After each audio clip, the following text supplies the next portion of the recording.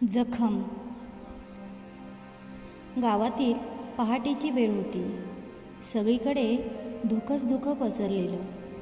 थंडीने अंग गोठलेलं आणि गाईच्या आवाजाने वातावरणात गोडवा पसरलेला होता.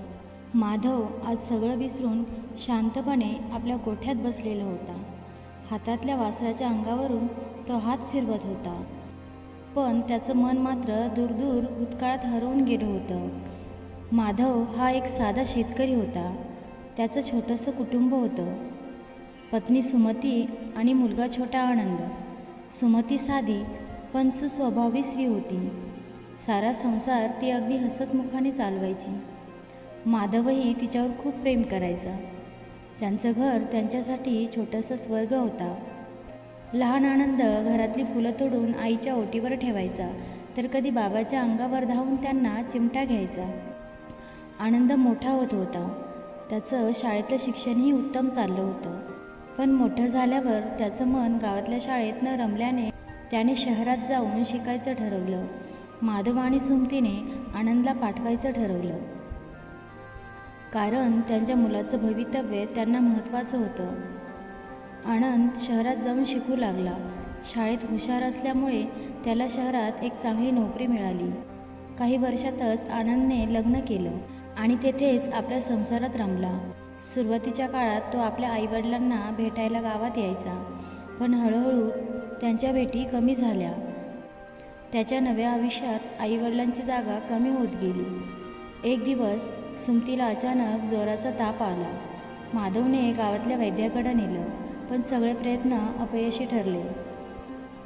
सुमतीचा मृत्यू झाला. माधवने आनंदला फोनवर कळवलं, पण आनंद कामात व्यस्त असल्यामुळे सांगून आला नाही. त्याने आईचे अंत्यसंस्कारही पाहिले नाही. त्या घटनेनंतर माधव अगदी खचला. संसाराची गाडी एकट्याने ओढत नेण्याचा त्याचा प्रयत्न सुरू होता, पण सुमतीच्या जाण्यामुळे त्याच्या हृदयावर मोठी जखम झाली होती. एकटेपणाने त्याला आतून खायला सुरुवात केली होती. आनंदने पुढच्या काही वर्षात गावात पाऊलही ठेवलं नाही.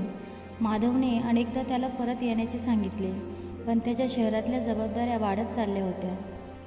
माधवला मात्र त्याच्या मुलाच्या विसरपणाचं दुःख होतं. गावातील लोक देखील आता त्याच्याकडे सहानुभूतीने पाहायला लागले होते. एक दिवस माधव खूप आजारी पडला. त्याला ताप आणि खोकला होता. त्याने शेवटचा प्रयत्न म्हणून आनंदला फोन केला. आनंद, मी खूप आजारी आहे, एकदा तरी ये मुला. माधवच्या आवाजात हताशपणा आणि प्रेम होतं, पण तिकडून उत्तर आलं, बाबा, मी कामात खूप अडकलोय, डॉक्टरकडे जा, मी वेळ मिळताच येईल. हे शब्द ऐकल्यानंतर माधवला कळून चुकलं की आनंद त्याच्या हृदयातल्या जागेवर एक कठोर भिंत उभी करून बसला होता. माधवने खूप प्रयत्न केला की त्याला क्षमा करावं, पण त्याच्या डोळ्यातून अश्रू आले. त्याला आता कळालं होतं की त्याच्या मुलाने त्याला विसरून टाकलं आहे. माधव हळूहळू अधिक अशक्त होऊ लागला.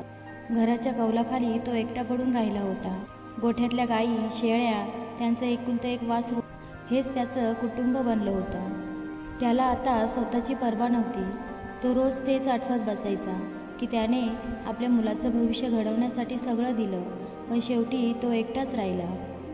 शेवटी माधवच्या तब्येतीत इतकी बिघाड झाली की गावातल्या लोकांनी त्याला दवाखान्यात नेलं.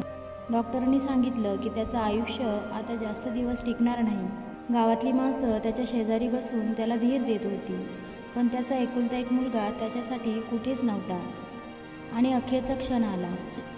माधवने आपल्या श्वासाच्या अखेरच्या थरथरीत फक्त एकच नाव घेतलं, आनंद, आणि त्याचे डोळे कायमचे मिटले. अखेर गावकऱ्यांनीच त्याचं अंतिम संस्कार केलं. आनंदला वारंवार फोन केल्यावरही तो आला नाही. माधवची शेवटची इच्छा देखील पूर्ण होऊ शकली नाही. काही आठवड्यांनी आनंद गावात आला. त्याला त्याच्या वडिलांच्या मृत्यूची बातमी उशिराने कळली होती. घराच्या दाराशी पोहोचल्यावर त्याला दरवाजाला कुलूप लागलेलं दिसलं. सगळं रिकामं होतं. गोठ्यातली जनावरं, वासरू, सगळं काही आता गावकऱ्यांच्या काळजीखाली होतं. आनंद घरात शिरला. तेथे आईचा जुना फोटो, वडिलांच्या थकलेल्या पावलांचे ठसे होते. त्याच्या मनात जाणीव झाली की आपण आपल्या आईवडिलांना शेवटच्या क्षणी सोबत देऊ शकलो नाही. त्याच्या हृदयात एक अनामिक वेदना झाली. त्याला आठवलं की त्याच्या वडिलांनी किती प्रेमाने त्याला वाढवलं, त्याचं शिक्षण, त्याच्या सगळ्या सुखासाठी त्याने किती कष्ट घेतले. तो आपल्या वडिलांवर ओरडत होता, बाबा मला माफ करा, मी तुमच्यासाठी काहीच करू शकलो नाही. पण तो आवाज ऐकायला त्याचे बाबा आता ह्यात नव्हते. आनंदच्या डोळ्यात अश्रू दाटले. तो घराच्या अंगणात बसला होता. तेथे त्याचे आईवडील फक्त आठवणीत होते. त्याला जाणवलं की आयुष्यभर त्याने ज्या सुखाचा पाठलाग केला तेच सुख त्याला सगळ्यात मोठं दुःख देणारं ठरलं. आता तो एकटाच होता.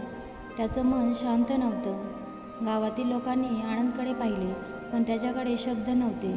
त्याच्या हृदयात फक्त एकच भावना होती,